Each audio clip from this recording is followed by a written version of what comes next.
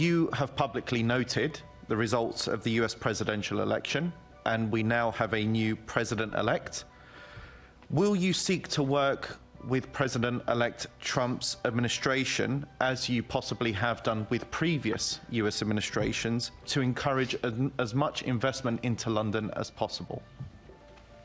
I'd like to use this opportunity to invite President-elect Trump to next year's Pride in London. I also invite him to attend Friday prayers with me, any Friday he wants to come to London, or a Hindu temple, or a Sikh Gurdwara, or a Jewish synagogue. I think it's really important to share the joys of the greatest city in the world with the President-elect, and I look forward to doing just that when he comes to the UK. Mr. Mayor, can I say, I think that's a very good response, that we should be welcoming all democratically elected officials to London to show them what... Donald Trump and Sadiq Khan have been in conflict for years, and it's well known that Khan isn't hesitant to confront Trump, whether it's regarding his stringent immigration bans, harmful climate policies, or even his inflammatory behavior on social media. Khan seizes every opportunity to publicly criticize the former president. His remarks range from strong denunciations of Trump's actions to outright claims about his total unfitness for leadership. However, these disagreements go beyond mere politics. Khan's critiques often take on a personal tone. In 2019, during Trump's visit to Britain, Khan likened his rhetoric to that of fascists from the 20th century. Just take a moment to consider that. These are incredibly severe words directed at the sitting president of the United States.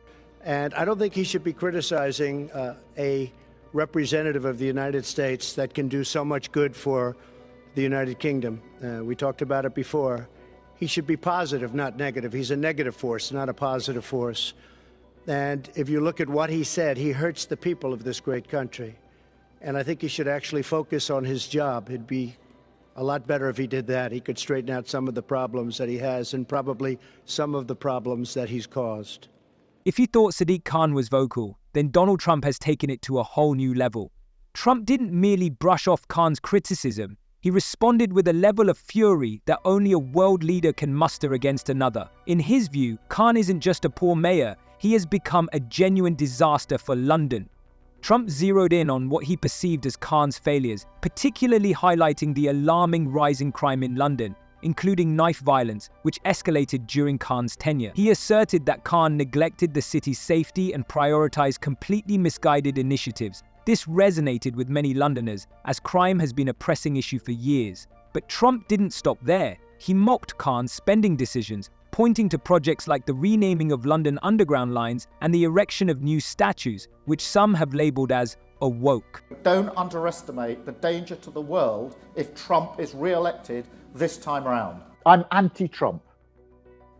I would like to send my warmest congratulations to President Trump on his inauguration as the 47th President of the United States.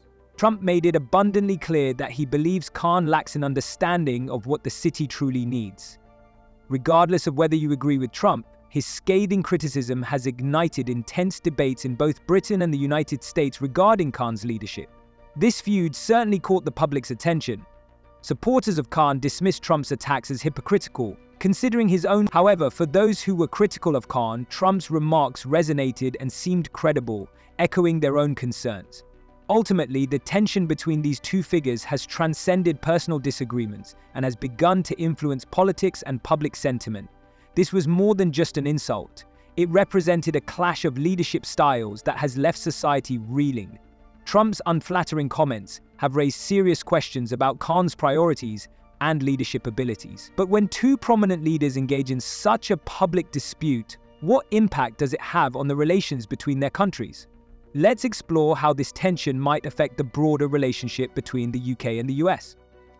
Thank you, Prime Minister President Trump. Beth Rigby from Sky News. For you, President Trump, as you hold talks with the current Prime Minister, the leader of Her Majesty's opposition has been addressing a protest rally against your visit in Trafalgar Square. He says he's disappointed you attacked the London mayor, and he criticised your record on refugees. What do you have to say to him? And is this man someone you could do a trade deal with? And to you, Prime Minister, do you think that Sadiq Khan is a stone-cold loser? Thank you. You're talking about the Mayor of London. Is that who you said? Yes? Well, I think he's been a not very good mayor, from what I understand. He's done a poor job. Crime is up, a lot of problems. Trump, of course, didn't hold back, labeling Khan a cold-blooded loser. This was more than just a political spat. It turned into a full-blown war of words. Interestingly, Khan isn't alone in his criticisms. Labour leader Keir Starmer has also adopted a similar stance, consistently attacking Trump both during his presidency and afterward. Together, Khan and Starmer have formed an informal alliance in their disdain for the former president, portraying Trump as a figure whose values clash with what they believe Britain represents. However, here's the catch. While such criticism may resonate with their supporters, does it risk damaging Britain's relationship with one of its closest allies? For Khan, the distinction between defending his beliefs and stoking the flames of conflict appears to be blurred. And when it comes to Trump, one thing is certain: he never forgets who is on his blacklist. When politics becomes so personal, the situation inevitably grows more complex. Let's delve deeper into the extent of this feud. The tension between Sadiq Khan and Donald Trump didn't arise solely from their words. In one of the most unconventional political maneuvers, Khan invited Trump during his presidency. But it was far from a typical diplomatic gesture. Khan's invitation included participation in events that seemed intentionally selected to challenge Trump's well-known views. But we've also been talking about Sadiq Khan and his latest sort of outburst about Donald Trump, which seems very, very unwise on his part, but also strangely kind of anti-Labour with what all they're trying to do. They're trying to make out that they're ready for government, and here he is slagging off a former US president who might be president again. Look, Sadiq Khan's ego is out of control. His Royal Highness Khan, his Royal Holiness, sorry. Yeah. He's currently in the Vatican, you know, meeting the Pope, grandstanding at the Vatican about his wonderful, wonderful climate change proposals and all his amazing ventures that are doing such a roaring success in London. And now he's decided that this personal grudge, he's got a massive ego and this deep personal grudge that he has against Donald Trump is bubbling up again. And it's very, very, as you say, it's very undiplomatic. This is not how we conduct international affairs. The fact is, Trump may well be president. Their candid criticism was not merely a bold statement, it was a gamble that could lead to serious repercussions. Trump does not forget public slights, and his fierce responses made it abundantly clear that he views Khan and Starmer as his sworn adversaries.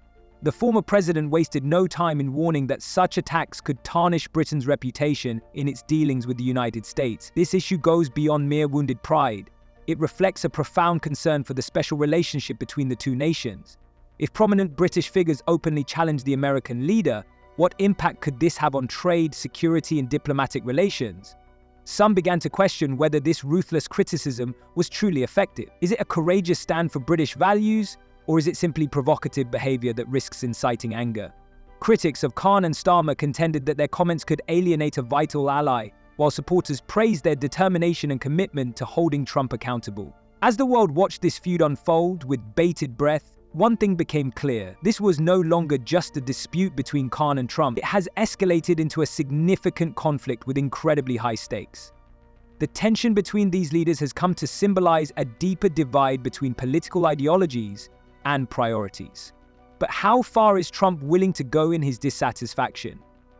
Let's explore why this is critical for the future of the UK. Your famous beef with Donald Trump.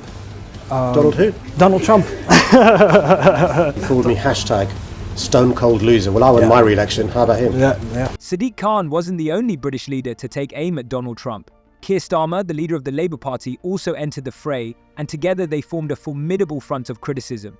Both men have characterized Trump as someone who fails to embody the values they believe the United Kingdom represents. Whether it's Trump's immigration policies, climate decisions, or controversial rhetoric, neither Khan nor Starmer has held back in their critiques. Starmer frequently labels Trump as a divisive figure, accusing him of undermining democratic principles and fostering intolerance. Likewise, Khan has consistently challenged Trump's views, branding him a threat to inclusivity and unity. It has become clear that this conflict extends beyond mere politics. It touches on deeply held personal beliefs. Both leaders view Trump as a symbol of everything they stand against, and this confrontation only intensifies the situation. See you later.